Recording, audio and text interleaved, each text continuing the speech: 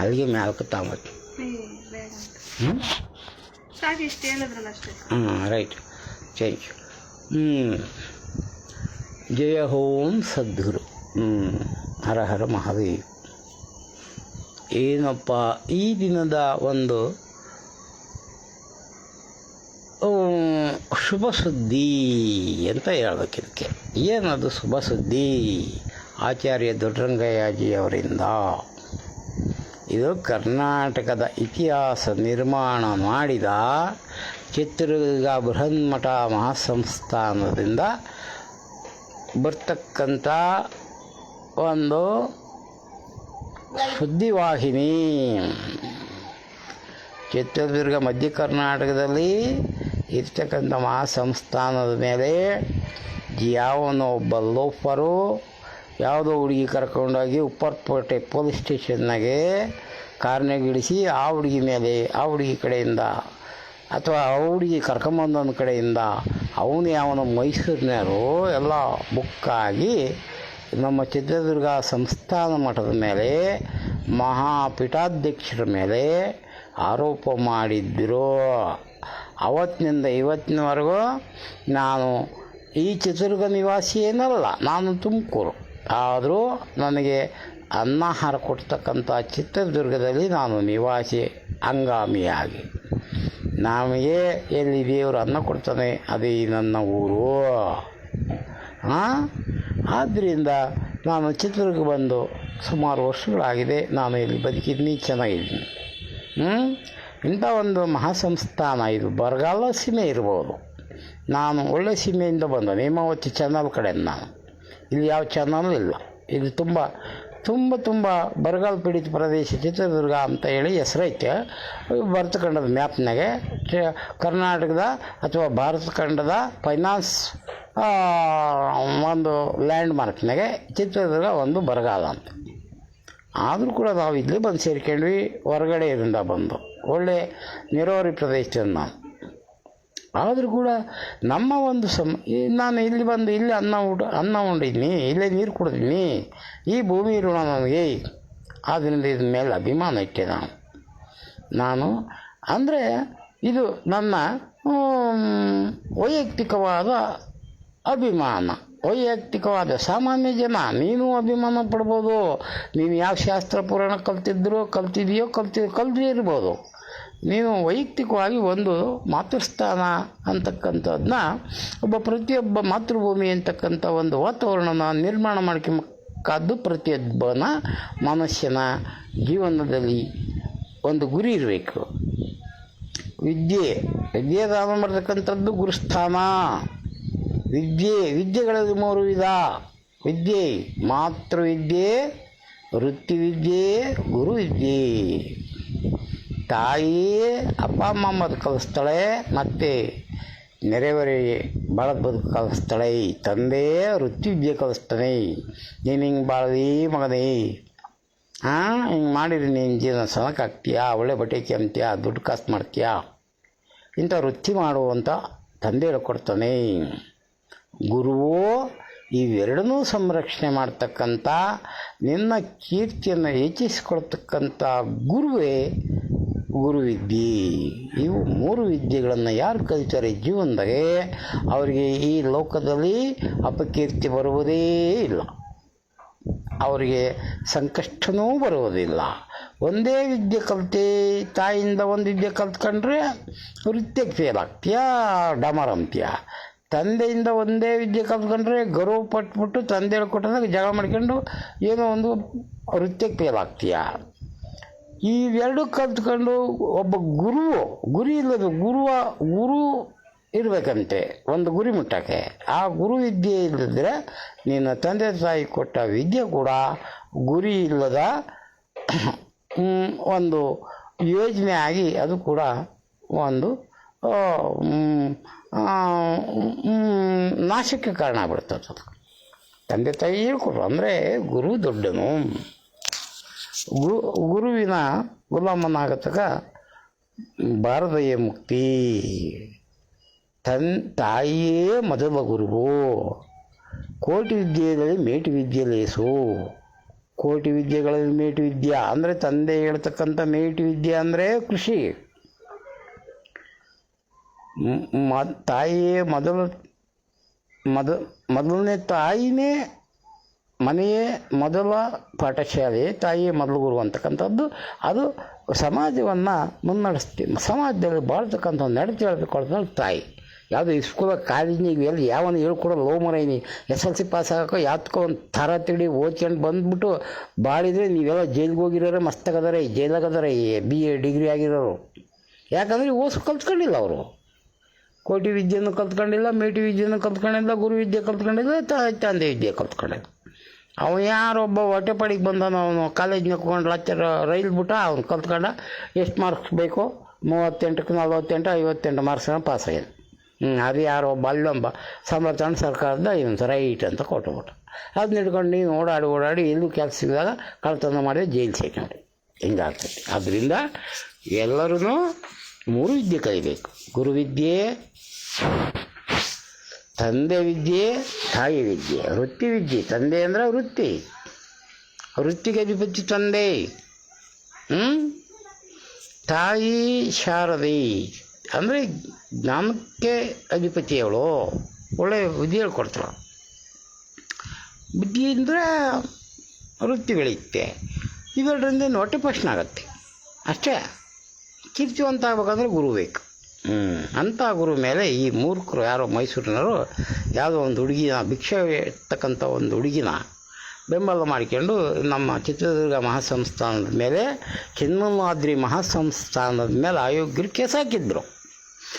ಇಡೀ ಚಿತ್ರದುರ್ಗ ನಾಗರಿಕರು ಕೂಡ ಅವ್ರಿಗೆ ಸಪೋರ್ಟ್ ಮಾಡಲಿಲ್ಲ. ಭಾಳ ದುಃಖ ಆಯ್ತು ನನಗೆ. ಆದರೆ ನಾನೊಬ್ಬನೇ ಏಕಮಾತ್ರ ಹೋರಾಟ ಅಂದರೆ ನಾನು ಬೀದಿಗೆ ಹೋಗಲಿಲ್ಲ. ನಾನು ಫೇಸ್ಬುಕ್ನಾಗೆ ಏನಿದೆ ವಾಟ್ಸಪ್ನಾಗ ಇದ್ರಾಗ ಪಬ್ಲಿಷ್ ಮಾಡಿಬಿಟ್ಟೆ. ಇದು ತಪ್ಪಾಯ್ತು, ಇದೆಲ್ಲ ಸುಳ್ಳು, ಯಾವನೋ ಒಬ್ಬ ಸುಮ್ಮನೆ ನೆಪ ಮಾತ್ರಕ್ಕೆ ಇದೆಲ್ಲ ಕೇಸ್ ಹಾಕಿದ್ದಾನೆ. ಒಬ್ಬಳ ಅಲ್ಲ ರೀ, ಮೈಸೂರು ಮಹಾರಾಜರ ಮೇಲೆ ಯಾವೊಬ್ಬ ಹುಡುಗಿ ನನ್ನ ಮೈಸೂರು ಮಹಾರಾಜರು ನನ್ನ ರೇಪ್ ಮಾಡಿಬಿಟ್ರು ಅಂದ್ಬಿಟ್ರೆ ಆ ಮೈಸೂರು ಮಹಾರಾಜನ ಇಟ್ಕೊಂಡು ಕೇಸ್ ಹಾಕತ್ತೆ. ಮಂಗಗಳ ಆ ಹುಡುಗಿ ಹೇಳ್ಬಿಟ್ಲು, ಅವಳೇ ಹೇಳಳೆ, ಅವಳು ತಂದಿಲ್ಲಂತೆ ತಾಯಿಲ್ಲಂತೆ, ಅವ್ರ ಮೇಲೆ ಕೇಸ್ ಹಾಕಿ ನೀವು ಬಸವರಾಜ ಅಂತ ಅವನೊಬ್ಬ ಅಯೋಗ್ಯ. ಅದೇ ಮಟ್ಟದಾಗ ಇದ್ಕೊಂಡು ಅಲ್ಲೇ ತಿಂದಿತ್ತಾಗ 2 ಬಗದು ಬೆನ್ನಿಗೆ ಸುರಿ ಹಾಕಿ ಸ್ವಾಮೀಜಿಯರಿಗೆ ತಗೊಂಡೋಗಿ ಕೇಸ್ ಹಾಕಿದ್ದ. ಅವನೇ ಕರ್ಕೊಂಡೋಗಿ ಅಲ್ಲಿ ರೈಲ್ವೆ ಸ್ಟೇಷನ್ ಕಡೆ ಕಾರ್ನಾಗ ನಿಂತ್ಕೊಂಡು ಸ್ಟೇಷನ್ಗೆ ಪೊಲೀಸ್ ಸ್ಟೇಷನ್ ತಗ ಹುಡುಗಿ ಬಿಟ್ಟು ಈ ಕಡೆ ರೈಲ್ವೆ ಸ್ಟೇಷನ್ ಕಡೆಗಿದ್ದು ಅಲ್ಲೇ ಫೋನ್ ಮಾಡಿ ನಾನು ಹಿಂಗೆ ಓಡಿ ಬಂದುಬಿಟ್ಟೆ, ನಾನು ಸ್ವಾಮೀಜಿ ರೇಪ್ ಮಾಡಿದ ಅಂತ. ಇದ್ಯಾವುದೇನಾಗೈತೆ ಅದು ಗೊತ್ತಿಲ್ಲ. ಅದು ಇವತ್ತು ತೀರ್ಪನ್ನು ತಗೊಂಡು ನಾನು ಓದ್ತೀನಿ. ನಾನೇ ದುಡ್ಡು ಖರ್ಚು ಮಾಡಿ ಕೋರ್ಟ್ನಾಗೆ ವಿಚಾರಣೆ ಐತೆ ಎಲ್ಲ ತಗೊಂಡು ಓದಿ ಇನ್ನೂ ಹೆಚ್ಚಿಗೆ ಇದನ್ನು ಧಾರಾವಾಹಿ ಮಾಡಿಬಿಡ್ತೀನಿ ನಾನು.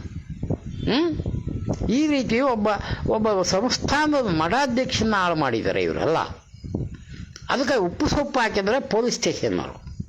ಆದರೆ ಇವತ್ತು ನ್ಯಾಯಾಧೀಕರಣ ಅಂತಕ್ಕಂಥದ್ದು ಒಂದು ಇದ್ದೇ ಇರ್ತದೆ. ಸತ್ಯಮೇವ ಜಯತೆ ಅವರು ಹೇಳಿದರು, ಬೇರೆ ಏನೇ ಮಾಡಲಿ ರಾತ್ರಿ 8:30 9 ಗಂಟೆ ಅವತ್ತು ಅರೆಸ್ಟ್ ಮಾಡೋದಿಲ್ಲ. ಮಠದ ಮುಂದೆ ಅವ್ರನ್ನ ಅರೆಸ್ಟ್ ಮಾಡಿ ಕರ್ಕೊಂಡೋದ್ರು. ಸ್ವಾಮಿ ನೀವು ಹತ್ತಬೇಡ್ರಿ ಜೀಪ್ ಅಂದ್ಲ. ನಾನು ಹತ್ತಿ ಬಿಡ್ತೀನಿ ಜೀಪ್. ಶಿವಶರಣವ ನಾ ಅವ್ರ ಭಕ್ತ, ಅವರು ಮಲ್ಲಿಕಾರ್ಜುನ ಸ್ವಾಮಿಯರ ಭಕ್ತ. ಅವರನ್ನು ಸಿದ್ಧಲಿಂಗಯ್ಯ ಅಂತಂದ್ರೆ ಸಿದ್ದನಹಳ್ಳಿ ಲಿಂಗಪ್ಪ, ಸಿದ್ದನಹಳ್ಳಿ ಅಂತ ಮುಖ್ಯಮಂತ್ರಿ ನಿಜಲಿಂಗಪ್ಪ ಮುರುಘರಾಜೇಂದ್ರ ಮಲ್ಲಿಕಾರ್ಜುನ ಮಹಾಸ್ವಾಮಿಗಳು ತುಮಕೂರ ಒಂದು ಶಿವಕುಮಾರ ಸ್ವಾಮಿಗಳು ಒಂದೇ ವೇದಿಕೆ ಮೇಲೆ ನೋಡಿರ್ತಕ್ಕಂಥವ್ರು ಯಾರಿದಾರೋ ಯಾರಿಲ್ಲೋ ನೋಡಿರ್ತಾರೆ. ಅವ್ರು ಯಾರು ಇಂಥವೆಲ್ಲ ಮಾತಾಡೋಲ್ಲ, ಸುಮ್ಮನೆ ಉಂಡು ಮನೆಕೆ ಮಾಡೋರು. ಅವ್ರು ನೋಡಿದರೆ ಅವತ್ತು ಮನೋರಂಜನೆ ಆಗೈತೆ ಅವ್ರಿಗೆ ಅಷ್ಟೇ. ಆದರೆ ಅದೆಲ್ಲ ಮೇಲ್ಕಕ್ಕರಿಲ್ಲ. ನಮಗೇನು ಅವತ್ತು ಹೋಗಿದ್ದೇವಪ್ಪ ಬಂದ್ವಿ, ಆ ಫೋಟೋನು ನೋಡೋಕೆ ಹೋಗಲ್ಲ. ನಾನು ಅವತ್ತು ನಿಜಲಿಂಗಪ್ಪ ಹೇಳಿದ್ರು. ನಿಜಲಿಂಗಪ್ಪ ನಾನೇ ಒಂದು ಫೀಲ್ಡಿಗೆ ನಡ್ಕೊಂಡು ಹೋದೆ. ನಾನು ರಾಜಕೀಯಕ್ಕೆ ಹೋದೆ. ಶಿವಕುಮಾರ ಸ್ವಾಮಿ ಅವರು ಒಂದೇ ಕ್ಲಾಸ್ ಅಂತ, ಇಬ್ಬರು ಲಿಂಗಾಯತರು ಅವರು. ನಿಜಲಿಂಗಪ್ಪ ಇದೇ ಕರ್ನಾಟಕದ ಇದೇ ಸಿದ್ದರಾಮಯ್ಯ ದುರ್ಗದವ್ರ ಎಲ್ಲ ಇದೆ ಅಂದ್ಬಿಟ್ಟು ನಾನು CM ಆಗಿದ್ರಲ್ಲ ಅವ್ರ ಕ್ಲಾಸ್ಮೇಟ್ ಅಂತೆ ಡಾಕ್ಟರ್ ಶಿವಕುಮಾರ ಸ್ವಾಮಿ ತುಮಕೂರು ಸಿದ್ಧಗಂಗಾ ಮಾಡ್ತಾರೆ. ಅಪ್ಪಪ್ಪ ಇಂಥವ್ರನ್ನೆಲ್ಲ ನೋಡ್ತಕ್ಕಂಥ ಭಾಗ್ಯ ನನಗೆ ಸಿಗ್ತಲ್ಲಪ್ಪ ಅಂತೇಳಿ ಆವತ್ತಿನ ಕಾಲಕ್ಕೆ ಈ ದಸರಾ ಸಂಸ್ಕೃತಿ ಇರಲಿಲ್ಲ. ಆವತ್ತಿನ ಕಾಲಕ್ಕೆ ದಸರಾ ಸಂಸ್ಕೃತಿ ಈ ಪ್ಯಾತದ ಮಾಡಿದೆ ಈಗಿನ ಮುರುಘಪ್ಪ ಶರಣ ಅವರು ದಸರಾ ಸಂಸ್ಕೃತಿ ಅಂತ ಮಾಡೋರು. ಮಲ್ಲಿಕಾರ್ಜುನ ಮಲ್ಲಿಕಾರ್ಜುನ ಮಹಾಸ್ವಾಮಿಗಳು ಮುರುಘರಾಜರು ಅವ್ರ ಮಠದಾಗೆ ನಾನು ಆಗ ತಾನೇ ಬಂದಿದ್ದೆ ಚಿತ್ರದುರ್ಗಕ್ಕೆ. ಒಂದು ವರ್ಷ 6 ತಿಂಗಳು ಆಯಿತು. ನಾನು ಹಳ್ಳಿ ಕಡೆಯಿಂದ ಬಂದವನು. ಇವೆಲ್ಲ ಸಂಸ್ಕೃತಿ ನೋಡಿ ನನಗೆ ಅದು ಅನ್ನ ಉಂಡಷ್ಟಾಗೋದು.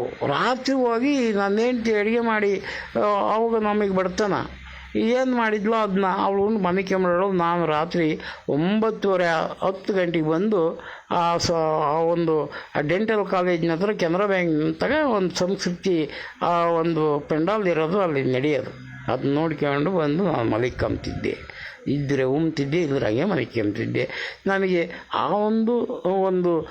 ಒಂದು ವಚನ, ಆ ಒಂದು ಸಂಸ್ಕೃತಿ ನಿಜ ಹೇಳ್ಬೇಕಂದ್ರೆ ಅವರು ಅಲ್ಲಿ ಒಬ್ಬರು ಸ್ವಾಮಿಯವರು ಬಂದಿದ್ದರು, ವಿಜಯ ಮಹಾಂತೇಶ ಅಂತ. ಈಗಲೂ ಅದರ ಹೆಂಗೆ ಕತ್ತೀಯ ಅಂತಂತೂ ಸ್ವಾಮಿಯವರೆಲ್ಲ ಕಲ್ತ್ಕೊಂಬಾರು. ಅವ್ರನ್ನ ನೋಡಿ ನನ್ನ ಮಗ್ಗು ಕೂಡ ವಿಜಯ ಮಹಾಂತೇಶ ಅಂತ ಹೆಸರಿಟ್ಟೆ. ಆ ವಿಜಯ ಮಹಾಂತೇಶ ಇಳ್ಕಲ್ ಮಠದವ್ರು ಅವ್ರನ್ನೆಲ್ಲ ಕರ್ಸರು. ಈ ಚಿತ್ರದುರ್ಗ ಮಟ್ಟಿಗೆ ನಾರ್ತ್ಗೆ ಜಾಸ್ತಿ, ಸೌತ್ಗೆ ಇಲ್ಲ, ಈ ಮೈಸೂರು ಕಡೆ ಇಲ್ಲ. ಇವರು ಇತ್ಲಾಗ ಬೆಳ್ಕೊಂಬಿಟ್ಟಾರೆ ಉತ್ತರ ಕರ್ನಾಟಕಕ್ಕೆ. ಆ ಸ್ವಾಮಿಗಳನ್ನ ಕರ್ಸೋರು. ಅವ್ರನ್ನೆಲ್ಲ ನೋಡಿ ತುಂಬ ಸಂತೋಷ ಆಗೋದು.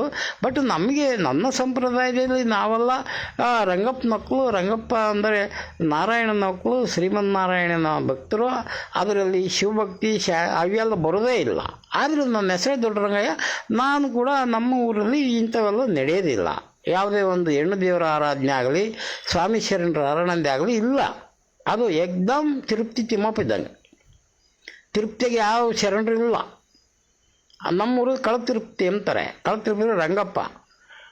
ಇದಿತ್ತು ಪದ್ಮನಾಭ ಸ್ವಾಮಿ ಇದ್ದಂಗೆ ನಮ್ಮೂರಾಗೆ ಒಂದು ರಂಗಪ್ಪ. ಆ ರೀತಿ ಅಂತ ಒಂದು ವಾತಾವರಣದಾಗ ಬೆಳೆದನು. ಆದರೂ ಬಂದು ಇಲ್ಲೇ ವಾತಾವರಣಕ್ಕೆ ನಾನು ಒಗ್ಗಿಕೊಂಡು ಹೋದೆ. ಅಂಥ ಮಠದ ಮೇಲೆ ಇವರೆಲ್ಲ ಕಳ್ಳರು ದೋಷಾರೋಪ ಮಾಡಿ ಈ ಸ್ವಾಮಿಯನ್ನು ಒಳಗಾಕಿಸಿದ್ರು. ತುಂಬ ಬೇಜಾರಾಯಿತು. ಹಾಗಾಗಿ ಅವತ್ತಿನಿಂದಲೂ ನಾನು ಬೆನ್ನು ಹಚ್ಚಿ ಆ ಬಗ್ಗೆ ಎಲ್ಲ ವಿಚಾರ ಮಾಡಿ ಪ್ರತಿ ಹಂತಕ್ಕೂ ನಾನು ಜ್ಯೋತಿಷ್ಯನ ಅವರಿಗೋಸ್ಕರ ನಾನೇನು ಬುದ್ಧಿ ಕೊಡೋದು ದೇವರು ಇದರಲ್ಲಿ ಸತ್ಯ ಆಯಿತೋ ಇಲ್ಲ ನಾನು ಪರಿಶೀಲನೆ ಮಾಡ್ಬೇಕು. ಇಂಡಿಯಾದಾಗ ಯಾವನು ಬರೆದಿಲ್ಲರಿ, ಎಲ್ಲರೂ ನನ್ನ ಬೈದ್ರು ಅವತ್ತಿನ ದಿನ. ಅವನೊಬ್ಬ ರೇಪಿಸ್ಟು, ಅವನ ಬಗ್ಗೆ ಯಾಕೆ ಬರಿತೀನಿ ನೀನು ಅಂದರು ನನ್ನ. ಇವತ್ತು ಬೇಕಾದರೆ ಫೇಸ್ಬುಕ್ನಾಗ ಸ್ಟೇಟಸ್ ಅದಾವ, ಓದ್ರಿ. ನೀವ್ಯಾವನು ಹೇಳಕ್ಕೆ ನಿನಗೆ ತೊಂದರೆ ಆದರೆ ನೀನು ಶಾಸ್ತ್ರ ಕೇಳಲ್ವಾ? ಅವ್ರು ಸ್ವಾಮೀಜಿ ಕಣಯ್ಯ. ಸ್ವಾಮೀಜಿ ಎಲ್ಲ ಸನ್ಯಾಸಿಗಳ ಎಲ್ಲ ಸಂಸಾರಿಗಳ ದೊಡ್ಡ ಸಂಸಾರಿ ಅವನು. ಯಾರು? ಮುರುಘಾಶರಣರು. ಎಲ್ಲ ಸಂಸಾರಿಗಳು ಹೋಗಿ ಅವನ ಪಾದ ಬಿದ್ದಿದ್ದೀರಿ. ಅವನು ಸಂಸಾರಿ. ಸಂಸಾರಿನೇ ಎಲ್ಲ ಸಂಸಾರಿಗಳು ಹೋಗಿ ಅವನ ಕಾಲಿಗೆ ಬಿದ್ದಾಗ ಅವನೊಬ್ಬ ದೊಡ್ಡ ಸಂಸಾರಿ. ಇಷ್ಟು ಕೋಟಿ ಭಕ್ತನ ಕಟ್ಕೊಂಡ್ರ ಸಂಸಾರಿಕರಿಗೆ ದೊಡ್ಡನ ಅಂದ್ರೆ ಅವನು ಗುರು ಅಂದ್ಬೇಡ. ಅವನೊಬ್ಬ ಸಂಸಾರಿ. ಅವನ ಬಗ್ಗೆ ನಾವು ವಿಚಾರ ಹಾಕಿ ಮಾಡಬಾರ್ದ? ಅವನ ಮೇಲೆ ಆರೋಪ ಬಂದೈತಿ. ಅದರಿಂದ ನಾನು ಬರೋದಿದ್ದು ನಿಜ. ಅವ್ರೇನು ತಪ್ಪು ಮಾಡಿದ್ರು? ಅವ್ರಿಗೆ ಶನಿ ಗುರು ಎಡವಟ್ಟಾಗೈತೆ. ಗುರು ಚಂಡಾಲ ಮಕರ ರಾಶಿ ಹುಟ್ಟಿದ್ದಾರೆ. ಮಕರ ರಾಶಿ ಹುಟ್ಟಿ 10ನೇ ಮನೆಗೆ ಅವ್ರಿಗೆ ಕೀರ್ತಿ ಏಕ್ದಮ್ ಎಲ್ಲ ಒಳ್ಳೆಯ ಅನುಕೂಲ ಐತಿ ಅವ್ರ ಜಾತಕದಲ್ಲಿ. ಹಂಗಾಗಿ ಚಿಕ್ಕ ವಯಸ್ಸಿಗೆ ಅವರಿಗೆಲ್ಲ ಅನುಕೂಲ ಆಗಿಬಿಡ್ತು. ಅನುಕೂಲ ಆಗಿ 10ರಲ್ಲಿ ಗುರು ಇದ್ದಾಗ ವೃತ್ತಿನಲ್ಲಿ ಒಂದು ವೃತ್ತಿನಲ್ಲಿ ಅವ್ರಿಗೆ ಉನ್ನತಿ ಸ್ಥಾನ ಸಿಗ್ತತೆ. ಅದು ಗುರು ಏನಾಗ್ಬಿಡ್ತಾನೆ, ಗುರು ಮತ್ತು ರಾಹು ಸೇರ್ಕೊಂಡೈತೆ ಅವ್ರ ಇದ್ರಾಗೆ. ಆ ರಾಹು ಅರ್ಧ ತಗೊಂಬತ್ತೆ, ಗುರು ಅರ್ಧ ತಗೊಂಬಿಡ್ತು ಅವ್ರ ಜೀವನದಾಗೆ. ಗುರು ನನ್ನ ಫಲ ನಾನು ಕೊಡ್ತೀನಿ, ನೀನು ಸ್ವಲ್ಪ ಸಪೋರ್ಟ್ ಮಾಡೋ ಮತ್ತೆ. ಯಾರನ್ನ? ರಾಹುನ. ಗುರು ಒಂದೇ ಮನೆಗೆ ಇದಾರ. ಆಮೇಲೆ ಗುರು ಏನೇನು ಮಾಡ್ತಾನೆ, ಅವ್ರಿಗೆಲ್ಲ ಕಿರೀಟ ಇಕ್ಕಿಸ್ಬೇಕು, ಅವ್ರಿಗೆಲ್ಲ ಸಿಂಹಾಸನ ಏರಿಸ್ಬೇಕು, ನೀನು ಸಪೋರ್ಟ್ ಮಾಡಯ್ಯ, ಎಲ್ಲ ಜನ ಕರ್ಕೊಂಬಂದ್ಬಿಡು, ಒಂದು ಮಾಡಿಬಿಡು, ಎಲ್ಲ ದೊಡ್ಡ ಪೆಂಡಲ್ ಹಾಕಿ ದೊಡ್ಡ ಹೆಸರು ಮಾಡು ಅಂತ ರಾಹುಗಾಡ್ತಾನೆ. ರಾಹು ಅಂತಲೇ ಮಾಡಿಬಿಡ್ತಾನೆ. ಹಂಗಾಗಿ ಅವ್ರು ಸಿಂಹಾಸನ ಏರ್ಬಿಟ್ರು. ಸ್ವಾಮಿ ಈಗ ಮುಗೀತಲ್ಲ ನಿಂತಿರಡಿ. ಇನ್ನು ಸಿದ್ದರಾಮಯ್ಯನೂ ಡಿ ಕೆ ಶಿವಕುಮಾರ್ ಕಿತ್ತಾಡ್ದಂಗೆ. ಹಂಗಾಗಿ ಏನಾಗೋಯ್ತು, ಅವನು ಡಿ ಕೆ ಶಿವಕುಮಾರು ನಂದು 2 ವರ್ಷ ಆಯ್ತು, ನಂದು ಇನ್ನೊಂದು ಮುಗಿದ ಸಿದ್ದ ನೀನು ನಡೆ ಆ ಕಡೆಗೆ ನಾನು ಬತ್ನಿ ಅಂತ ಹಿಂಗೆ ರಾಹು ಕೇತು ಕಿತ್ತಾಡ್ತಾರಲ್ಲ ಹಂಗೆ. ಅಲ್ಲ, ರಾಹುನು ಗುರು ಕಿತ್ತಾಡಿ ಆ ಗುರುದಯಿಂದ ಇವ್ರದ್ದು ಮೊದಲನೇ ಪೀರಿಯಡ್ ಮುಗಿದೋಗ್ಬಿಡ್ತು. ಒಳ್ಳೆ ಏನು ಗೋಲ್ಡನ್ ಪೀರಿಯಡು ಯಾರಿಗೆ ಡಾಕ್ಟರ್ ಶಿವಕುಮಾರ ಸ್ವಾಮಿಯರಿಗೆ. ಅವ್ರನ್ನೆಲ್ಲ ಹಾಳು ಮಾಡಿಬಿಟ್ರು. ಇವತ್ತು ಅವ್ರ ಮೇಲೆಲ್ಲ 20 ಕೋಟಿಗೆ ನಷ್ಟ ಮೊಕದ್ದಮೆ ಹಾಕಬೇಕು ಮಠದಿಂದ. ಯಾವಾಗ ಅವ್ರ ಮೇಲೆ ಕಂಪ್ಲೇಂಟ್ ಕೊಟ್ಟಿದ್ನೋ ಅವ್ರ ಮೇಲೆ. ಆಯಿತು, ರೈಟ್. ಹಾಗಾಗೋಯ್ತು. ಮತ್ತೇನಾಗೋಯ್ತಪ್ಪ ಅಂದರೆ ಆ ಸ್ವಾಮಿಗಳು ಅಲ್ಲಿ ಅದೇ ಮನೆಯಾಗಿರ್ತಕ್ಕಂಥ ಇವು ನನ್ನ ಪೀರಿಯಡ್ ಮುಗಿದೋಯ್ತು ಕಣಯ್ಯ, 2.5 ವರ್ಷ. ಈಗ ನನ್ನ ಪೀರಿಯಡ್ ಚಾಲು ಮಾಡ್ಕೊಂಡು ನೀನು ಸಪೋರ್ಟ್ ಮಾಡೋ ಅಂದ್ಬಿಟ್ಟ ಯಾರು ರಾವ್. ನಾನೇನು ಸಪೋರ್ಟ್ ಮಾಡ್ಬೇಕಪ್ಪ? ಯಾವ್ದಕ್ಕಂದು ನಾನು ಏನು ಮಾಡಿದ್ರು ನಾನು ನಿಂಗೆ ಸಪೋರ್ಟ್ ಮಾಡಿಲ್ಲ. ಅವನಿಗೆ ಕಿರೀಟ ಇಕ್ಸೋಕ್ಕೆ, ಅವನಿಗೆ ಮಠದ ಅಧ್ಯಕ್ಷನ ಮಾಡೋಕ್ಕೆ, ಒಳ್ಳೆ ದೊಡ್ಡ ದೊಡ್ಡ ಸಂಸ್ಥಾನ ಮಾಡೋಕ್ಕೆ, ಎಲ್ಲ ಹುಡುಗರನ್ನೆಲ್ಲ ಸೇರಿಸಿ ದೊಡ್ಡ ಮಾಡೋಕ್ಕೆ ಅವ್ನು ದೊಡ್ಡ ಹೆಸರು ಮಾಡಿದ್ನಲ್ಲ. ಈಗ ನನಗೆ ಸಪೋರ್ಟ್ ಮಾಡ, ನಾನು ಅವನಿಗೆ ಕೆಟ್ಟದ್ದು ಮಾಡ್ತೀನಿ ಅಂತಾನೆ. ಇದೇ ಚಂಡಾಲ ಯೋಗ ಅಂತಾರಿದ್ನ, ಗುರು ಚಂಡಾಲ ಯೋಗ. ಹಂಗಾಗಿ ಆಯ್ತಪ್ಪ ಮಾಡೋದು, ಏನೇನು ಕೆಟ್ಟದ್ದು ಮಾಡಿದ್ದೀನಿ ನಾನು ಸಪೋರ್ಟ್ ಮಾಡ್ತೀನಿ ಅಂತ ಗುರು. ಜ್ಯೋತಿಷ್ಯದಲ್ಲಿ ಆಧಾರಿತವಾದ ಒಂದು ಸಾಂಸ್ಕೃತಿಕ ಹಿನ್ನೆಲೆ ಇರ್ತಕ್ಕಂಥ ವೇದಶಾಸ್ತ್ರದ ಹಿನ್ನೆಲೆ ಇದು. ಸಾಂಸ್ಕೃತಿಕ ಅಲ್ಲ, ಸಾಂಸ್ಕೃತಿಕನೇ ಬೇರೆ. ಹೂವು ಮಾಲೆ ಹಾಕ್ಕೊಂಡು ಕುಣಿಯೋದು ಅಥವಾ ಮೆರವಣಿಗೆ ಮಾಡೋದು ಸಂಸ್ಕೃತಿ ಅಂತಾರೆ. ಇದು ವೇದ. ವೇದ ಅಂದರೆ ದೇವರೇ ಮಾಡಿರ್ತಕ್ಕಂಥ ವೇದಶಾಸ್ತ್ರದಲ್ಲಿ ಉಲ್ಲೇಖ ಆಗಿರ್ತಕ್ಕಂಥ ವಿಚಾರ ಇವು. ಇವೆಲ್ಲ ಡೀಟೇಲಾಗಿ ಏನು ಬರ್ತಿಲ್ಲ. ಅದನ್ನು ನೀನು ಗೊತ್ತಿದ್ದರೆ ಉದ್ದು ಕೇಳ್ಬೋದು, ಗೊತ್ತಿಲ್ಲ ಅಂದರೆ ಒಂದೇ ಮಾತು ಸುಮ್ಮನಾಗ್ಬಿಡ್ಬೋದು. ಈಗ ನನಗೆ ಅದ್ರ ಬಗ್ಗೆ ಒಂದು ಈಗ ಅಸ್ತ ತೋರಿಸಿದ್ರೆ ಬೆಳಕು ತೋರಿಸಿದ್ರೆ ಅಸ್ತ ನುಂಗ್ಬೇಕಂತೆ. ಅವನು ಮಾತ್ರ ದೊಡ್ಡನಾಗ್ತಾನೆ. ಬಾರಿ ಹೇಳಿದ್ದಾರೆ ಅವ್ನು ಬೆಳಕು ತೋರಿಸಿದ್ರೆ ಅಸ್ತ ನುಂಗ್ತಂಗಣ ಯಾವನು ಅಂತ. ಸುಮ್ಮನೆ ಹಿಂಗೆ ಬೆಳ್ಳ ಅವನ ಬೈಕಿಗೆ ಅವನು ಕೈನೇ ಹಿಡ್ಕೊಂಬಿಡ್ತಾನೆ ಬುದ್ಧಿವಂತ. ಹಂಗಿರ್ಬೇಕು. ಅಂದರೆ ಬುದ್ಧಿ ಒಂದು ಸುಸತ್ ತೋರಿಸಿದ್ರೆ ಜಾಸ್ತಿ ಬುದ್ಧಿ ಕಲಿಬೇಕು. ಭೀಮಿಗೆ ಶಾನೆ ಹೇಳ್ಕೊಟ್ಬಿಟ್ರೆ ಅದ್ರಾಗ ಒಂದು 100 ಮಾರ್ಕ್ಸ್ ಮೇಸ್ಟ್ ಹೇಳ್ಕೊಟ್ರೆ 5 ಮಾರ್ಕ್ಸ್ ನೀನು ಬುದ್ಧಿ ಕಲ್ತ್ಕೊಂಡ್ರೆ ನಿನ್ನಂಥ ಶತಮೂರ್ಖ ಯಾರಿಲ್ಲ ಅಂತಾರೆ. ಅಂದರೆ ಜ್ಯೋತಿಷ್ಯದಲ್ಲಿ ಇರ್ತಕ್ಕಂಥ ಒಂದು ವಿಚಾರವನ್ನು ಜ್ಯೋತಿಷ್ಯ ಒಂದು ಚೂರು ಹೇಳಿದರೆ ನೀನು 100 ಕಲ್ತ್ಕೋಬೇಕಾದ್ರೆ ಅಂಥದ್ದು ಮಾತ್ರ ಜ್ಯೋತಿಷ್ಯ ಆಗ್ತಾನೆ. ಈ ದರಿದ್ರ ಬೋಳಿ ಮಕ್ಕಳು ಯಾರು ಜ್ಯೋತಿಷಿಗಳಲ್ಲ. ಸರಿ, ಯಾವ ನಾನು ಆಲ್ ಓವರ್ ಇಂಡಿಯಾದಲ್ಲಿ ಇಂಥ ಒಂದು ಸಂಸ್ಥಾನ ಕೆಟ್ಟ ಹೆಸರು ಬಂತು. ಇವ್ರ ಪರಿಸ್ಥಿತಿಯನ್ನು ಇವರು ಯಾವಾಗ ಹುಟ್ಟಿದ್ರು, ಏನಾಯ್ತು, ಯಾವನ ಆರೋಪ ಮಾಡಿದ, ಯಾವ ಗಳಿಗೆಗೆ ಆರೋಪ ಮಾಡೋದು, ಇವಕ್ಕೆಲ್ಲ ಇದು ಯಾವನ ನನ್ನ ಧೈರ್ಯವಾಗಿ ಬೋಲ್ಡಾಗಿ ಪಬ್ಲಿಷ್ ಮಾಡಿದ್ರು ತೋರಿಸೋದೆ. ಇಡೀ ಮಾಧ್ಯಮ ಲೋಕ ನಾವು ಕಚ್ಚಡ ಬೋಳಿಕೆರೋ ಎರಡು ತಿಳಿದಾರೋ ಅವರು ಆ ಹುಡುಗಿನ ರೇಪ್ ಮಾಡಿದ್ದಾರೆ, ಹಂಗೆ ಹಿಂಗೆ ಅವರು ನಾನು ಕಾನೂನು ಕೂಡ ಪರಿಶೀಲನೆ ಮಾಡಿದ್ವಿ. 24 ಗಂಟೆ ಒಳಗೆ ಒಬ್ಬಳು ರೇಪ್ ಮಾಡಿದರೆ ಅವಳು ತಗೊಂಡೋಗಿ ಆಸ್ಪತ್ರೆಗೆ ತೋರಿಸ್ಬೇಕು. ಅವಳು 1 ವರ್ಷ ಆದಮೇಲೆ ಅವಳು 101 ಸರಿ ಒಲೆ ಹಾಕ್ತಾಳೆ, 101 ಸರಿ ಬಟ್ಟೆ ಬಿಡ್ತಾಳೆ. ಆ ಬಟ್ಟೆ ತಗೊಂಡೋಗಿ ಆಸ್ಪತ್ರೆಗೆ ಟೆಸ್ಟ್ ಮಾಡಿದ್ರೆ ಅವಳು ರೇಪ್ ಮಾಡಿದ್ರೆ ಸಿಗುತ್ತೆ ಅದು. ಇಂಥ ಒಂದು ಅವಿವೇಕತನದ ಪರಮಾವಧಿಯಲ್ಲಿ ತಗೊಂಡೋಗಿ ಅವ್ರನ್ನ ಒಳಗಾಕಿರು. ಈ ಅವನು ರಾಸ್ಕಲ್ ಮೈಸೂರನು ಅವನು ಭಿಕ್ಷೆ ಎತ್ಕೊಂಬಂದು ಅವನು ಇಲ್ಲಿ ಬೇರೆ ಬಂದ. ಅವತ್ತೇ ಅವ್ರಿಗೆಲ್ಲ ಸುಟ್ಟು ಪೆಟ್ರೋಲ್ ಉಟ್ಬೋದಾಯ್ತು. ಆದರೆ ದುರ್ಗದಾಗಂತ ಉಟ್ಕೊಂಬಿಲ್ಲ. ನಮ್ಮ ದುರ್ಗನ ನೀನು ಯಾವನಲ್ಲಿ ಬೋಳಿಕೆ, ನಮ್ಮ ದುರ್ಗ ಸಂಸ್ಥಾನ ಇದು. ನೀನು ಯಾವನು ಮೈಸೂರಿನಲ್ಲಿ ಇಲ್ಲಿ ಬಂದು ಏನು ಭಾಷಣ ಮಾಡ್ತಿದ್ದಿ, ಏನು ಪ್ರಚಾರ ಮಾಡ್ತಿದ್ಯಾ, ನಮ್ಮ ದುರ್ಗ ಹಾಳು ಮಾಡ್ಬೇಕಂತ ಮಾಡಿದ್ಯಾ. ದುರ್ಗಕ್ಕೆ ಒಂದು ಹೆಸರೈತೆ, ಮಹಾಸಂಸ್ಥಾನ ಅಂತ. ಐತಿಹಾಸಿಕ ಪೌರಾಣಿಕವಾದ ಇತಿಹಾಸವುಳ್ಳಂಥ ಚಿತ್ರದುರ್ಗ ಕೋಟೆ ಮೇಲೆ ನಿಂದೇನಲೈ ಮಂಗದುಲೈ ಅಂತ ಉಳ್ಳು ಯಾರು ಎಲ್ಲ ಕೈಕಟ್ಟಿಗೆ ಒಳಕ್ಕೆ ಒಬ್ಬ ಎಮ್ ಕೂಡ ಮಾತಾಡಲಿಲ್ಲ, ಒಬ್ಬ ಮಿನಿಸ್ಟ್ರ್ ಕೂಡ ಮಾತಾಡಲಿಲ್ಲ. ಆದರೆ ಅವರು ಇಂಥ ಕಷ್ಟ ಮಾನ ಮರ್ಯಾದೆ ಕಳ್ಕೊಂಡು ಅವರು ಎಷ್ಟು ದುಃಖ ನುಂಗ್ಕೊಂಡ್ರೆ ಅವರಿಗೆಲ್ಲ ಪಾಪ ಬರ್ತದೆ. ಗುರುನಿಂದನೇ ಮಹಾಪಾಪ. ಆದ್ದರಿಂದ ಅವ್ರನ್ನ ಗುರುವನ್ನು ನಿಂದಿಸಿಬಿಟ್ರು. ನಾನು ಹೇಳೋ 3 ವಿದ್ಯೆಗಳಲ್ಲಿ ಅಂತಿಮ ವಿದ್ಯೆ ಇಲ್ಲದ್ರೆ ತಂದೆ ತಾಯಿ ಹೇಳಿರ್ತಕ್ಕಂಥ ವಿದ್ಯೆ ಕೂಡ ಸರ್ವನಾಶ ಆಗುತ್ತೆ. ಗುರುವಿದ್ಯೆನೇ ಮಹಾಮುಖ್ಯ. ಅಂದರೆ ಕಾಲೇಜುಗಳಲ್ಲೂ ಮರೆ ಲಾಚಾರ್ ಹೇಳೋದು ಅವನು ಹೊಟ್ಟೆ ಪಡಿಗೆ ಬಂದು ಹೇಳ್ತಾನೆ ಅಲ್ಲಿ ಸಂಬಳ ತಗೊಂಡು. ಗುರುವಿದ್ಯೆ ಬೇರೆ. ಗುರುದಕ್ಷಿಣೆ ಕೊಟ್ಟು ಗುರುವಿನ ಕಾಲಿಗೆ ಬಿದ್ದು ಸಾಂಸ್ಕೃತಿಕವಾಗಿ ಧಾರ್ಮಿಕವಾಗಿ ಒಂದು ಹಿನ್ನೆಲೆ ಇರ್ತಕ್ಕಂಥ ನಿನ್ನ ಒಂದು ಬುದ್ಧಿ ಚಾತುರ್ಯಕ್ಕೆ ಸಂಸ್ಕೃತಿ ಮಾಡಿ ಗುರುವಿನ ಆಶೀರ್ವಾದ ಪಡ್ತಕ್ಕಂಥದ್ದು, ಗುರುವಿನ ಗುಲಾಮ್ ಆಗ್ತಕ್ಕಂಥದ್ದು ಗುರುವಿದ್ಯೆ. ನೀನು ಎಲ್ಲ ಹೋಗಿ ಬದುಕೋದು ನಿಮ್ಮ ಅಪ್ಪ ಸೇರಿಸ್ತಾನೆ ಯಾವುದೋ ಒಂದು ಕಾಲೇಜಿಗೆ, ಅಲ್ಲಿ ಹೋಗಿ ಕಲ್ತ್ಕೊಂಬರೋದು ಅದು ಗುರುವಿದ್ಯೆ ಆಗೋದಿಲ್ಲ. ಅದು ಪ್ರೊಫೆಷನಲ್ ವೃತ್ತಿವಿದ್ಯೆ, ಮೇಟಿ ವಿದ್ಯೆ. ಅದು ತಾಯಿ ಹೇಳ್ಕೊಡೋದು ಜರಬರಿ ಹಿಂಗೆ ಬಾಳ್ಕೊಂಡು ಹೋಗಪ್ಪ, ಅವ್ರು ನಿಮ್ಮ ಅಕ್ಕ ಇವರು ಸಿಗಮ್ಮ ಈಗ ಇವ್ರು ನಿಮ್ಮ ಚಿಕ್ಕಪ್ಪ ದೊಡ್ಡಪ್ಪ ಹಿಂಗೆ ಮಾತಾಡೋ ಅಪ್ಪ ಏನು ಅಮ್ಮಯ್ಯ ಅನ್ನು ಹಾಂ ಹಿಂಗೆ ಹಂಗೆ ಅಂತ ಹೇಳ್ಕೊಟ್ಬಿಡ್ತಾರೆ. ಅದೇ ಥರ ಮಕ್ಕಳು ನಡ್ಕೊಂತಾರೆ. ಅಜ್ಜಿ ಅಂದ್ರೆ ಅಜ್ಜಿ, ತಾತ ಅಂದ್ರೆ ತಾತ. ಮುಂದಕ್ಕೂ ಕೂಡ ಎದ್ದಾಗ ಮಠಕ್ಕೆ ಹೋಗಿ ಎದ್ದಾಗ ಮಠ ಅಂದ್ರೆ ನಾನು ಈ ಮಠದಾಗ ಓದ್ಯಾನು. ನಮ್ಮೂರಾಗ ಮಠ ಇತ್ತು.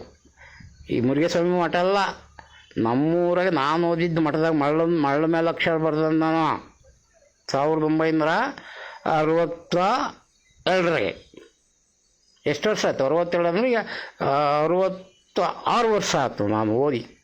ಮಠ ಅದು ಅಂದರೆ ಒಬ್ಬರೊಬ್ಬರು ಮಾಸ್ಟರ್ ಇದ್ದರು. ಅಲ್ಲಿ ಸ್ಕೂಲಿಲ್ಲ, ಸ್ವತಂತ್ರ ಬಂದ 4-5 ವರ್ಷದ ಹಿಂದೆ ಮುಂದೆ ಅದೊಂದು ಹಳ್ಳಿ ಒಂದು ಮಠ. ಅಂಥ ಮಠದಲ್ಲಿ ವಿದ್ಯೆ ಕಲಿಬೇಕು. ಅವರು ದೊಡ್ಡ ಗುರುಗಳಾಗ್ತಾರೆ. ಇಲ್ಲಿ ಅದು ಅಂಥ ಮಠದವರಲ್ಲ ಇವರೆಲ್ಲ ಹೊಟ್ಟೆ ಬಡಿಗೆ ಬಂದರು ಲಚ್ಚರುಗಳು. 1.5 ಲಕ್ಷ ಸಂಬಳ, 1 ಲಕ್ಷ ಸಂಬಳ ತಗೊಂಬಿಟ್ಟು ಅವೇ ಮಾರ್ಕ್ಸ್ಗಳಪ್ಪ, ಈ ಸಿಲೆಬಸ್ ಇಂಥದ್ದು ಬರ್ತೈತೆ, ಇಂಥದ್ದು ಕ್ವಶನ್ ಬರ್ತವೆ, ಕ್ವಶನ್ ಮಾಡಲ್ಲ ಕೊಟ್ಬಿಡೋದು, ಉತ್ತರ ಕೊಟ್ಬಿಡೋದು, ಇದನ್ನು ಬರ್ಕೊಂಬಿಟ್ಟು ನೀನು ಪಾಸಾಗಿ ಸರ್ಟಿಫಿಕೇಟ್ ಕೊಡ್ತಾರೆ, ತಗೊಂಡು ಹೋಗ್ಬಿಡು. ಹೆಚ್ಚು ಕಡಿಮೆ ಆದರೆ ನಾವೆಲ್ಲ ಸಪೋರ್ಟ್ ಮಾಡ್ತೀವಿ, ಕಾಪಿ ಮಾಡಿ ಪಾಸಾಗು. ಅವನ ತಲೆ ಬದನೆಕಾಯಿನೂ ಬೇಡ. ಇಂಥ ಅಯೋಗ್ಯ ಎಜುಕೇಷನ್ ಐತಿ ಇವತ್ತಿನ ದಿನ. ನಾವು ಒಂದು ಆಂಬಾಕ್ಷರ ಅಲ್ಪಪ್ರಾಣ ಮಹಾಪ್ರಾಣ ಅಂತಾರೆ.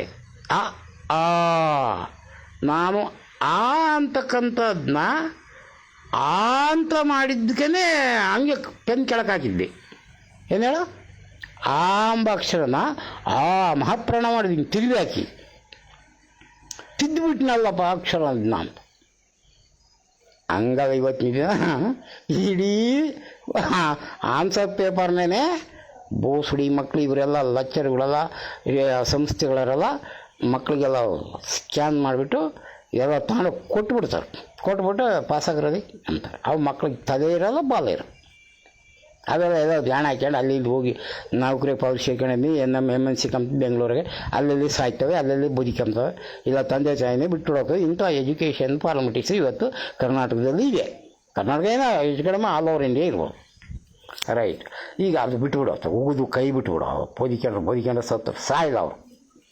ಇಲ್ಲಿ ಮಹಾತ್ಮರು ದಾರಿದೀಪ ತೋರಿಸ್ತಾರಿಗೆ ಒಂದು ಕೆಟ್ಟ ಆಪಾದನೆ ಮಾಡಿ ಇವತ್ತು ದೇವರು ಅವರಿಗೆ ಶ್ರೇಯಸ್ ಕೊಡಲಿ. ಅವರ ಮನಸ್ಸು ಇವತ್ತು ನಿರಾಳವಾಗಿದೆ. ಆಕಾಶ ಭೂಮಿಗೆ ಅವರ ಆತ್ಮ ಭಕ್ತ ಭಂಡಾರಿ ಬಸವಣ್ಣನವರು ಅವರ ಆತ್ಮದಲ್ಲಿ ಸೇರಿದರೆ ಅವರು ಬಸವಣ್ಣನ ಭಕ್ತರು ಅಂತ ನನಗೆ ಗೊತ್ತು. ಆದರೆ ಅವರು ಮೂರ್ತಿ ಆರಾಧನೆ ಮಾಡೋದಿಲ್ಲ ಅನ್ನೋ ಒಂದು ಪ್ರತೀತಿಯನ್ನು ದುರ್ಗದಲ್ಲಿ ಬೆಳೆಸಿದರು. ಅವರು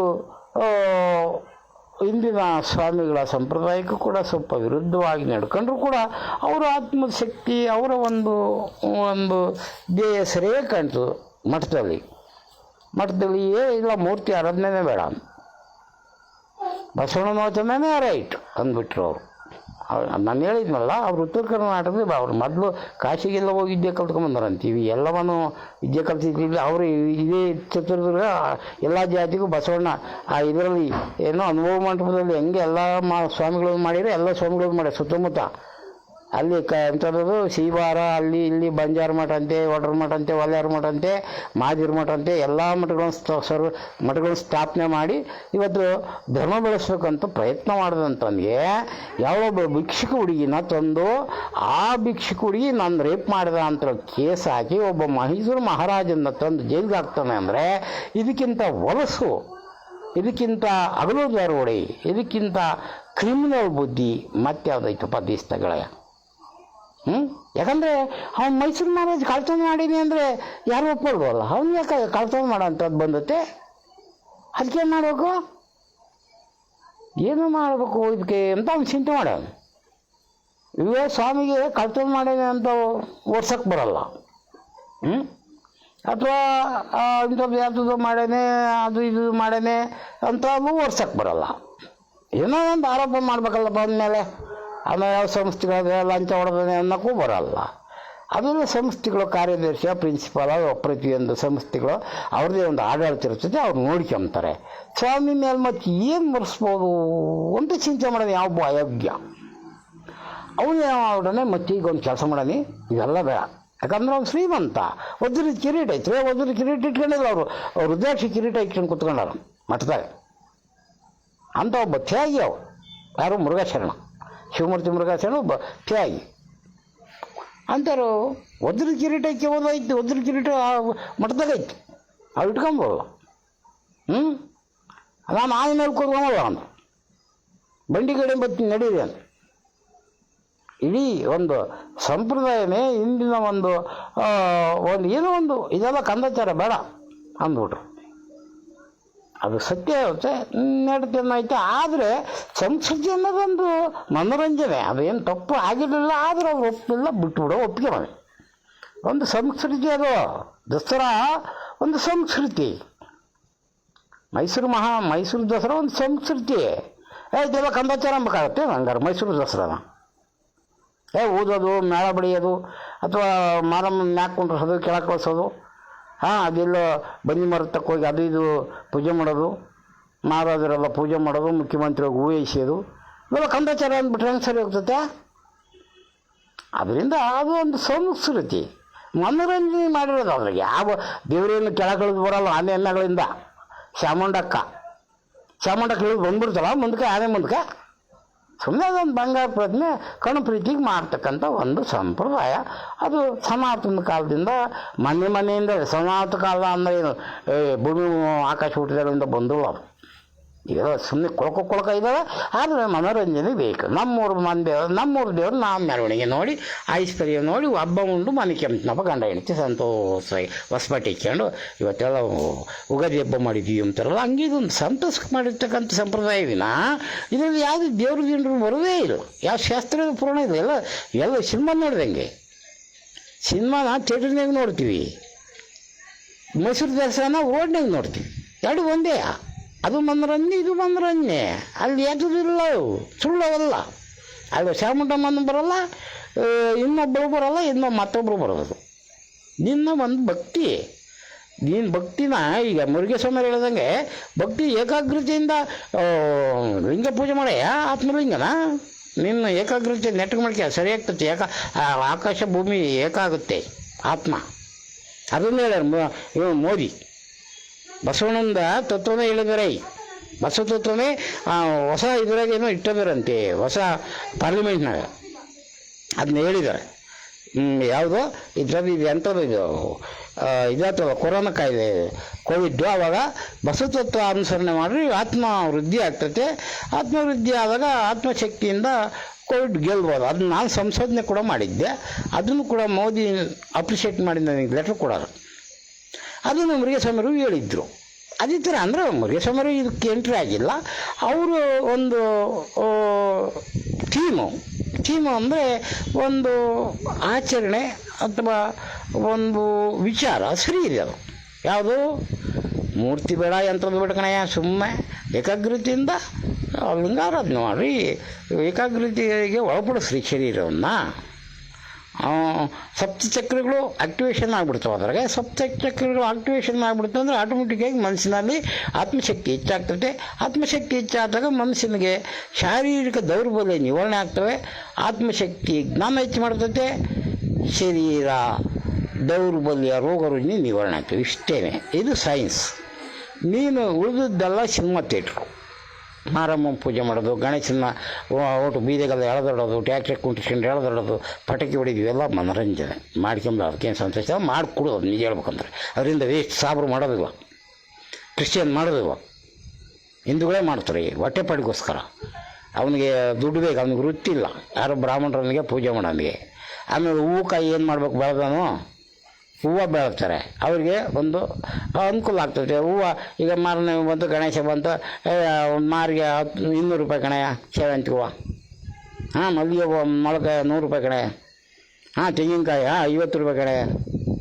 ಈ ಥರ ಎಲ್ಲರಿಗೂ ಒಂದು ವೃತ್ತಿ ಸಿಗ್ತತ್ತು. ಅದರಿಂದ ಒಂದು ಬಿಸ್ನೆಸ್ ಅದು ಅಷ್ಟೇ. ಯಾವುದೋ ಹಬ್ಬಗಳು, ಸಂಸ್ಕೃತಿ ಒಂದು ಬಿಸ್ನೆಸ್. ನಾಟೆ ಗಾಡು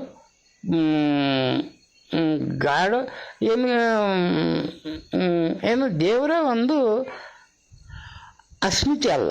ಅಸ್ಮಿತೆ ಅಂದರೆ ಇಂಗ್ಲೀಷ್ನಾಗ ಏನೈತೆ ಗೊತ್ತಾಗಲ್ಲ. ಅಸ್ಮಿತೆ ಅಂತ ಅಂದರೆ ದೇವರ ಅಸ್ಮಿತೆ ಇದ್ರಾಗ ಬರೋದಿಲ್ಲ. ದೇವರೇ ಬೇರೆ, ಈ ಏನು ಈ ಮೆರವಣಿಗೆ ಬರವಣಿಗೆನೇ ಬೇರೆ, ಅದು ಮನುಷ್ಯ ನಿರ್ಮಿತ.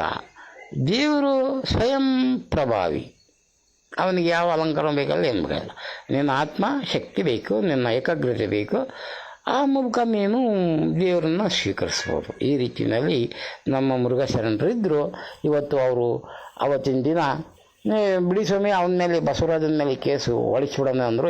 ಬಿಡ ನಾನೇ ಹತ್ತುತ್ತೀನಿ ಜೀಪ ಅಂತ ಹತ್ತೇ ಬಿಟ್ಟ ಮಾರ. ಇದೇ ಟೈಮ್ ಇರ್ಬೋದು, ಇದಕ್ಕೊಂದು ಸ್ವಲ್ಪ ಇನ್ನು ಲೇಟು, ಹೊಟ್ಟೆ ಉರಿದೋಗ್ಬಿಡ್ತು, ನಾನೇ ವಿಷ ಕುಡಿತೀನಿ ಅಂದರು. ಯಾರಿಗೂ ಕುಡಿಸೋಲ್ಲ, ನಾನೇ ವಿಷ ಕುಡಿತೀನಿ. ಅದು ಆ ಮಾತು ಇವತ್ತು ಬೇಕಿದ್ದು ಪ್ಲೇ ಮಾಡಲಿ. ಯಾವನ ಈ ಟಿ ವಿನವರು ಅಯೋಗ್ಯರು, ಇಡೀ ಮೀಡಿಯಾ ಸುಳೆ ಮಕ್ಕಳೆಲ್ಲ ಹಂಗೆ ಮಾಡ್ಯಾರೆ ಹಿಂಗೆ ಮಾಡ್ಯಾರೆ ಅಂತೇಳಿ ಯಾವ ಹುಡುಗಿ ಇಲ್ಲ. ಅದೇ ಕಣಯ್ಯ, ಮೈಸೂರು ಮಹಾರಾಜ ಒಬ್ಬಳು ಭಿಕ್ಷುಕಿ ಹುಡುಗಿನ ರೇಪ್ ಮಾಡಿದ ಅಂತ ಮೈಸೂರು ಮಹಾರಾಜನ ಕೇಸ್ ಹಾಕಿದಂಗಿದ್ದವು.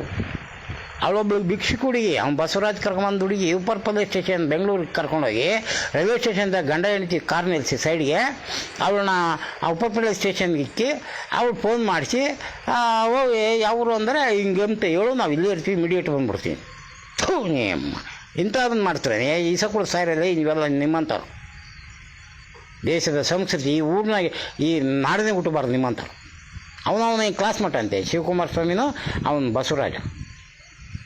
ಒಬ್ಬ ಸಹಪಾಠಿಯ ಮಾಡಿರೋ ದ್ರೋಹ ಇದು. ಇಂಥವೆಲ್ಲ ಮಾಡಿ ಅವನ ಹಳದ್ವನ ಮಾಡಿ ಅವ್ರು ಮರಿ ತೆಗೆದ್ರೆ ಅದರಿಂದ ಏನಾಗಲ್ಲ. ಚಿತ್ರದುರ್ಗ ಕಲ್ಲಿನ ಕೋಟೆ ಅಂತಕ್ಕಂಥದ್ದನ್ನ ಪ್ರೂವ್ ಆಗೈತಿ ಇವತ್ತು. ಚಿತ್ರದುರ್ಗದ ಕೋಟೆ ಸಿಡಿಲಿಗೂ ಬೆಚ್ಚದ ಚಿತ್ರದುರ್ಗದ ಕಲ್ಲಿನ ಕೋಟೆ ಅಂಥ ಒಂದು ಚಿತ್ರದುರ್ಗ ಸಿಡಿಲಿಗೆ ಬೆಚ್ಚದ ಚಿತ್ರದುರ್ಗ ಕೋಟೆ ಇವತ್ತು ಎಂಥದೇ ಒಂದು ಮೈಸೂರು ಹೈದರಾಲಿ ಟಿಪ್ಪು ಸುಲ್ತಾನ್ ಬಂದು ಬುಲೆಟಿಕ್ಕಿರೂ ಅಲ್ಲಾರ್ದಂಗೆ ನಿಂತ್ಕೊಳ್ತು. ಚಿತ್ರದುರ್ಗ ನಗರದಲ್ಲಿ ನಾನು ಮಹಾವೀರ, ಮದಕರಿ ನಾಯಕ ಅಥವಾ ಇನ್ನೊಬ್ಬ ಅವರಿಂದ ಯಾರೋ ಇದ್ದರಂತೆ, ಅಣ್ಣಪ್ಪ ನಾಯಕ ಯಾರು ಅಂಥವ್ರು ಸ್ಥಾಪನೆ ಮಾಡಿದ ಅಂಥವ್ರನ್ನ ಸಂಸ್ಥಾನ ಸ್ಥಾಪಕ ನನ್ನ ಒಂದು ಮಠ ಯಾವತ್ತಿಗೂ ಕೂಡ ಅಪಕೀರ್ತಿ ಬರಕೂಡ್ದು ಅಂತಕ್ಕಂಥ ಒಂದು ಧ್ಯೇಯವಾಕ್ಯವನ್ನು, ಘೋಷವಾಕ್ಯವನ್ನು ಇವತ್ತು ಚಿತ್ರದುರ್ಗ ಘನ ನ್ಯಾಯಾಲಯ ಘೋಷಣೆ ಮಾಡಿ ದೇಶಕ್ಕೆ ಶರಣ ಸಂಸ್ಕೃತಿಗೆ, ಕಾನೂನಿಗೆ ಗೌರವ ಕೊಟ್ಟು ಸಮಾಜಕ್ಕೆ ಶಾಂತಿಯನ್ನು ನೀಡಿದೆ. ಇಂಥ ದುಷ್ಟರಿಂದ ಶರಣರನ್ನು ಮುಕ್ತಗೊಳಿಸಿದೆ ಅಂತಕ್ಕಂಥ ಒಂದು ವಿಚಾರ ಅತ್ಯಂತ ಸ್ವಾಗತಾರ್ಹವಾದ್ದು. ಈ ವಿಚಾರವನ್ನು ನಾನು ಬೆಳಿಗ್ಗೆ ಬರೆದಿದ್ದೆ. ಅವ್ರನ್ನ ಈಗ 2 ವರ್ಷದಿಂದ ಫಾಲೋ ಮಾಡಿ ಬರೆದಿದ್ದೀನಿ, ಅದು ಬೇರೆ ಮಾತು. ಅವರು ಇಂಥ ಟೈಮ್ಗೆ ಜಾಮೀನಾಗುತ್ತೆ, ಮತ್ತೆ ಜೈಲಿಗೆ ಹೋಗ್ತಾರೆ, ಮತ್ತೆ ಸುಪ್ರೀಂ ಕೋರ್ಟ್ ಬರುತ್ತೆ, ಇದೆಲ್ಲ ಬರೆದಿದ್ದೀನಿ ನಾನು. ಈಗ ಇವತ್ತು ನನಗೆ ಗೊತ್ತಿಲ್ಲ, ಅವರು ಇವತ್ತು ಪ್ರಕಟ ಆಗುತ್ತೆ ಅಂತ ಬೆಳಗಿನ ಲಿಸ್ಟ್ನಾಗ ಹಂಗಂದ್ರು. ಅಲ್ಲಲ್ಲಿ ಏನಾಗುತ್ತೆ ನೋಡೋಣಿರೋ ಅಂತ ಕುಂಡ್ಲಿ ಹಾಕಿ ನೋಡಿದಾಗ ಸರಿಯಾಗಿತ್ತು. ಹಂಗಾದ್ರೆ ಇವತ್ತು ಇವ್ರು ಬಿಡುಗಡೆ ಆಗಿಬಿಡ್ತಾರೆ ಅಂತ ಬರೆದೆ. ಕೇವಲ 6 ಗಂಟೆ ಒಳಗಾಗಿ ನಾನು ಬೆಳಿಗ್ಗೆ ಜ್ಯೋತಿಷ್ಯ ಬರೆದ್ರೆ ಸಾಯಂಕಾಲ ಅದರ ಫಲ ಸಿಕ್ತು ಅಂದರೆ ಅವನನ್ನು ಎಷ್ಟು ಅವನು ವಾಕ್ಯ, ಅವನ ಒಂದು ಭವಿಷ್ಯವಾಣಿಗೆ ಬೆಲೆ ಇರ್ತಕ್ಕಂಥದ್ದಪ್ಪ. ಅದು ನನ್ನ ಒಂದು ಬುದ್ಧಿಶಕ್ತಿಯಲ್ಲ, ದೇವರು ಕೊಟ್ಟ, ಗುರು ಹಿರಿಯರು ಕೊಟ್ಟ, ದಯಾಮಯನಾದ ಶಿವಶರಣರು ಕೊಟ್ಟ ಒಂದು ಆಶೀರ್ವಾದ ದಯೆ ನನ್ನ ಮೇಲಿತ್ತೇನೋ. ನಾನು ಅಂಥ ವಾಕ್ಯವನ್ನು ಅಂಥ ಒಂದು ನಾದಡಿ ಉಪಯೋಗಿಸಿ ಬರೆದ್ನೇನೋ. ಇವತ್ತು 20 ವರ್ಷ ಅವರು ಒಳಗೋಗ್ಬಿಡ್ತಾರೆ ಕಡೆಯ. ಅವ್ನು ರೇವಣ್ಣನ ಮಗ ಹೋದಂಗೆ ಹೋಗ್ಬಿಡ್ತಾರೆ ಪುಕ್ಸಕಾಯಿಂದಾಗ. ಈ ಥರ ಎಲ್ಲ ಮೆರಿತಿತ್ತಪ್ಪಪ್ಪ, ಏನಪ್ಪ ಇದು ಹಿಂಗಾಗ್ತದೆ, ಏನಾಗ್ಬೋದು ಅಂತ ನೋಡಿದಾಗ ಅವ್ರದ್ದು ಜನ್ಮರಾಶಿ ಮಕರ ರಾಶಿಗೆ ಕರ್ಕಾಟಕ ರಾಶಿ ಗುರು ಇದ್ದಾನೆ, ಹುಚ್ಚ ರಾಶಿಗೆ ಇದ್ದಾನೆ. ಕರ್ಕಾಟಕ ರಾಶಿ ಚಂದ್ರನ ರಾಶಿ, ಚಂದ್ರ ಮತ್ತು ಗುರು ಗಜಕೇಶ್ವರಿ ಯೋಗದಲ್ಲಿ ಇರ್ತಕ್ಕಂಥ ಒಂದು ರಾಶಿ ಅದು. ಗಜಕೇಶ್ವರಿ ಯೋಗ ಅಂದರೆ ಬಾವುಟ ಗಜ, ಐರಾವತ, ದೇವೇಂದ್ರನ ಐರಾವತನೇ ಒತ್ಕೊಂಬರ್ತದೆ ಗಜಕೇಶ್ವರಿ ಅಂದರೆ. ಅಂಥ ಯೋಗ ಇರ್ತದೆ. ಅಂಥ ಯೋಗದ ದೃಷ್ಟಿನಲ್ಲಿ ಈ ಮಕರ ರಾಶಿ ಮೇಲೆ ಆ ಗುರು ದೃಷ್ಟಿ ಬಿಡುತ್ತೆ. ಆಮೇಲೆ ಇವತ್ತು ಅವ್ರು ಹುಟ್ಟಿರೋದು ಅದೇ ರಾಶಿ.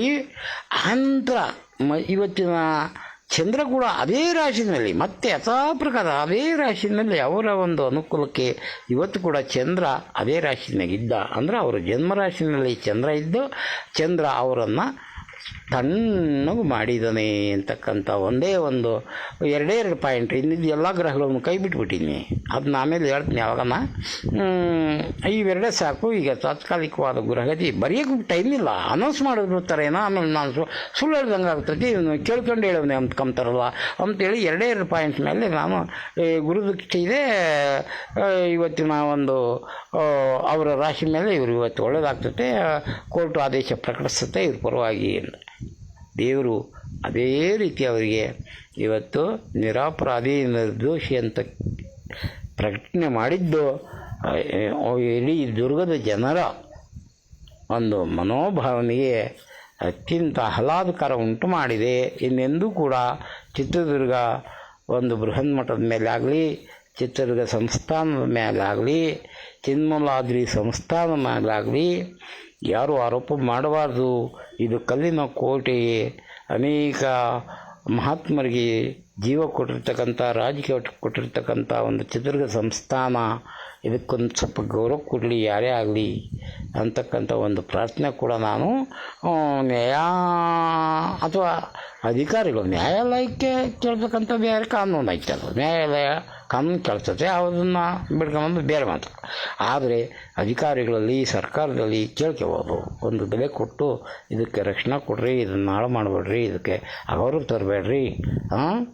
ಆಮೇಲೆ ಸಾರ್ವಜನಿಕರು ಕೂಡ ಇದರ ಮೇಲೆ ಸುಳ್ಳು ಆರೋಪ ಮಾಡಬೇಡ್ರಿ, ಇದೊಂದು ಮಹಾಸಂಸ್ಥಾನ ಅಂಥೇಳಿ ನನ್ನ ಪ್ರಾರ್ಥನೆ ಎಲ್ಲರಲ್ಲಿ ಸಲ್ಲಿಸುವ ಮೂಲಕ ಮತ್ತು ಮುರುಘಾಶರಣರಿಗೆ ಅವರ ಒಂದು ದೋಷ ಆರೋಪ, ಅವ್ರ ಮೈ ಮೇಲೆ ಇರ್ತಕ್ಕಂಥ ಬ್ಲ್ಯಾಕ್ ಎನರ್ಜಿ ಎಲ್ಲ ಹಿಂದೂ ಮಹಾಸಾಗರಕ್ಕೆ ಕೊಚ್ಚಿ ಹೋಗಲಿ. ಆ ಒಂದು ಕೊಚ್ಚೆ ಒಳಗೆ ಆರೋಪ ಮಾಡಿದರ ಒಂದು ದೇಹ ಆತ್ಮ ಎಲ್ಲ ಕೊಚ್ಚಿ ಹೋಗಿ ಅವರು ಸಮೃದ್ಧವಾದ ಬಹುಕಾಲವರೆಗೆ ಈ ಮಹಾಸಂಸ್ಥಾನ ಪೀಠಾಧ್ಯಕ್ಷರಾಗಿ ಮರು ಆಡಳಿತ ಸೃಷ್ಟಿಯಾಗಲಿ. ಆ ಮೂಲಕ ಚಿತ್ರದುರ್ಗ ಜನತೆಗೆ, ಚಿತ್ರದುರ್ಗ ಜಿಲ್ಲಾ ಜನತೆಗೆ, ಸಾಧು ಶರಣರಿಗೆ, ಶಿವಶರಣರಿಗೆ, ಭಕ್ತಾದಿಗಳಿಗೆ ಅವರ ಒಂದು ಸೇವೆ ಮತ್ತೊಮ್ಮೆ ದೊರೆಯಲಿ ಅಂತ ಹೇಳಿ ನನ್ನ ಅನಂತ ನಮಸ್ಕಾರಗಳನ್ನು ಆ ಪೀಠಾಧ್ಯಕ್ಷರಾದ ಶಿವಶರಣರಲ್ಲಿ ಸಲ್ಲಿಸಿ ವಂದಿಸುತ್ತಾ, ನಿಮಗೆಲ್ಲರಿಗೂ ವಂದಿಸುತ್ತಾ ನನ್ನ ಇವತ್ತಿನ ಈ ಒಂದು ವಿಚಾರಧಾರೆಯನ್ನು ಮುಕ್ತಾಯ ಮಾಡ್ತಾಯಿದ್ದೀನಿ. ಜೈ ಸಾಂಬ ಸದಾಶಿವ.